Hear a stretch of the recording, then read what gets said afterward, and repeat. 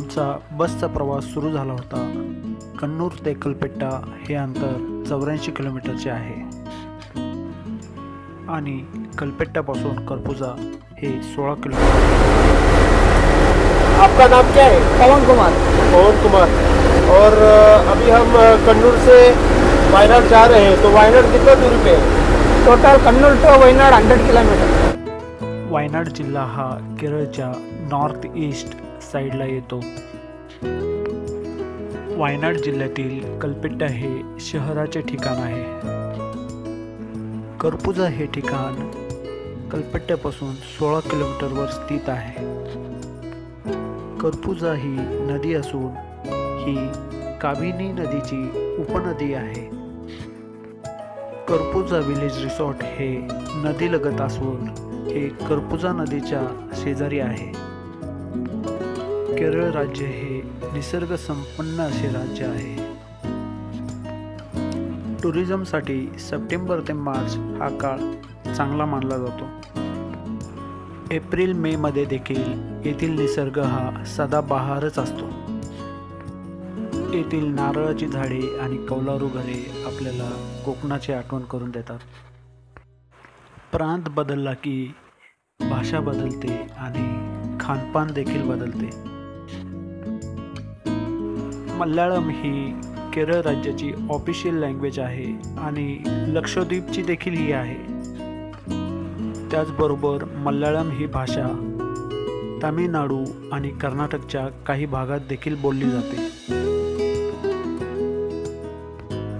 प्रवासाचा सिनवटा घालवण्यासाठी tea break घेण्याची वेळ आलेली होती। टी ब्रेकच्या ऐवजी आम्ही या ठिकाणी बनाना ब्रेक घेतला।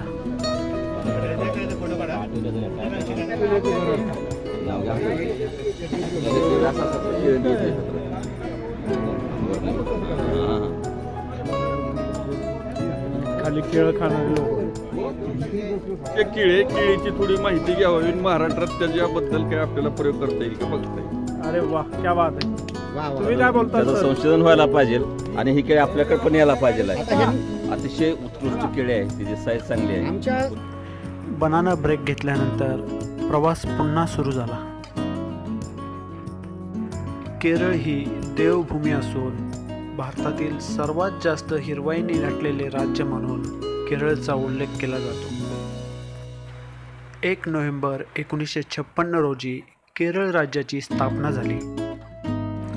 तिरुवनंतपुरम ही केरळ राज्याची राजधानी असून कोची आणि कोझिकोडे शहर हे व्यापारीदृष्ट्या महत्त्वाचे आहे। पर्यटनामुळे केरळ राज्याला गती मिळालेली असून येथील खाद्य संस्कृती देखील वैशिष्ट्यपूर्ण आहे। केरळ राज्यात 14 जिल्हे असून केरळ राज्याचा भूप्रदेश हा 38,863 चौरस किलोमीटर इतका आहे।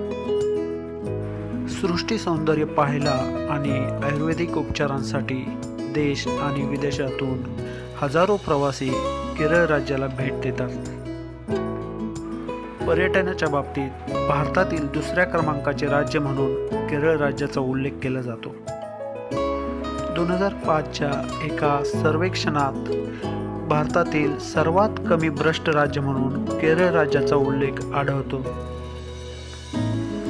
केरळ राज्यातील साक्षरतेचे प्रमाण हे 100% जवळपास आहे। त्यामुळे भारतातील सर्वात जास्त शिक्षितांचे प्रमाण केरळ राज्यामध्ये दिसून येते।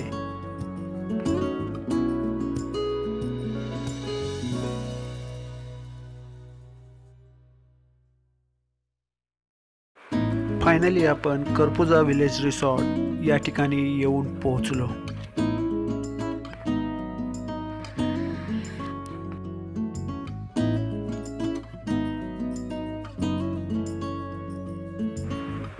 व्हिडिओ आवडले असल्यास लाईक करा, शेअर करा, सबस्क्राईब करा। पुढील व्हिडिओ लवकरच येत आहे।